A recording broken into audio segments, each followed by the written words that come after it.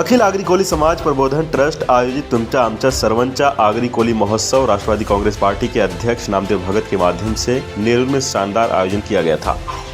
इस महोत्सव में मुख्य रूप से राष्ट्रवादी कांग्रेस अजीत पवार गट के प्रदेश अध्यक्ष सुनील टटकरे ने शिरकत की और इस मौके पर नवी मुंबई एनसीपी के अध्यक्ष नामदेव भगत ने उनका भव्य स्वागत किया। सुनील टटकरे ने नामदेव भगत के कार्यक्रम की सराहना की। इसके बाद मीडिया से बात करते हुए टटकरे ने कहा कि मनोज जरांगे पाटिल को सरकार को समय देना चाहिए। मराठा आरक्षण और राम मंदिर के समर्पण समारोह पर प्रतिक्रिया व्यक्त करते हुए सुनील टटकरे ने कहा कि राम मंदिर समर्पण और मूर्ति स्थापना समारोह के कई साल पूरे हो गए हैं। पूरा देश खुश है, हम भी खुश हैं।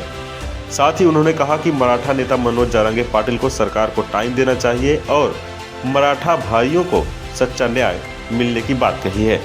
नामदेवराव भगत यांनी गेल्या अनेक वर्षाची आगरी कोळी महोत्सवाची परंपरा कोविडचा कालावधी सोडून त्यांनी अखंडपणे या ठिकाणी सुरू केली।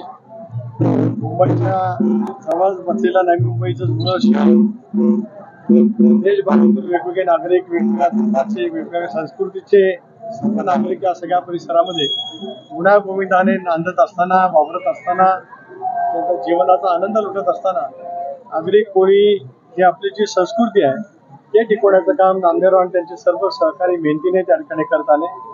त्याच्यामध्ये सहभागी होणारे कलाकार असतील, या सगळ्या स्टॉलच्या माध्यमातून टिपिकल आगरी कोळी जेवणाची चव ज्या पद्धतीने या ठिकाणी केवळ वासाने अनुभवायला मिळते आहे, मला खचितच या गोष्टीचा अभिमान आहे। माझ्या मनपूर्वक हार्दिक शुभेच्छा। सर, उद्या अयोध्यामध्ये प्राणप्रतिष्ठा देशभरामध्ये दिवाळी साजरी केली जात आहे।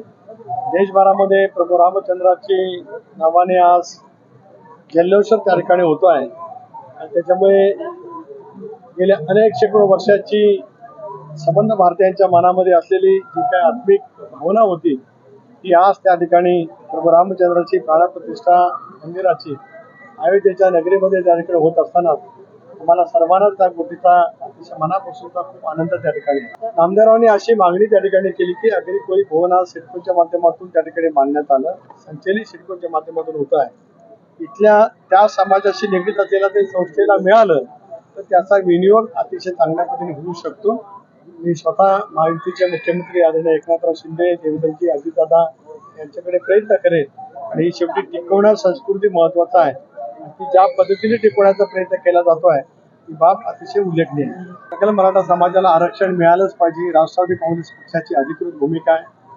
ते आरक्षण दिलं जात असताना दोनदा आरक्षण उच्च न्यायालयाने एकदा आणि सर्वोच्च न्यायालयाने एकदा रद्दबातल ठरवलं। त्यातल्या त्रुटी लक्षामध्ये ठेवत आज महायुतीचं सरकार एकनाथरावांच्या नेतृत्वाखाली जे काही काम करत आहे, मराठा समाजाला आरक्षण देण्यासाठी वचनबद्ध आहे। कायद्याच्या कसोटीवरती ते आरक्षण टिकवण्याचं देण्याचं असल्यामुळेच त्या त्रुटीची पूर्तता करण्यासाठी काही कालावधी लागेल। आज माझी मनोज जरांगे पाटलांना आणि त्यांच्या सर्व सहकार्यांना विनंती आहे की काही कालावधी या कारणासाठी कायदेशीर पूर्तता करण्यासाठी जो लागेल तो त्यांच्याकडनं मिळावा अशी माझी मनापासूनची त्यांना विनंती आहे।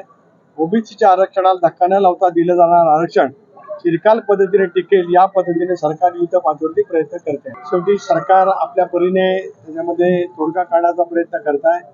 माझी आपल्या मार्फत मनोज जरांगे पाटलांना विनंती आहे की राज्य सरकार करत असलेल्या प्रामाणिकपणाचे प्रयत्न लक्षामध्ये घेता टिकाऊ आरक्षण द्यायचं असल्यामुळेच जेवढा कालावधी लागतो तेवढा त्यांनी जर काही दिला तर महाराष्ट्रातील गेले दीर्घकाळ प्रलंबित असलेल्या प्रश्नाला योग्य पद्धतीने न्याय त्या ठिकाणी मिळू शकेल। वीडियो जर्नलिस्ट सनीस बाबर साहब, पंकज बेनोसी की रिपोर्ट, आवाज टुडे, नवी मुंबई।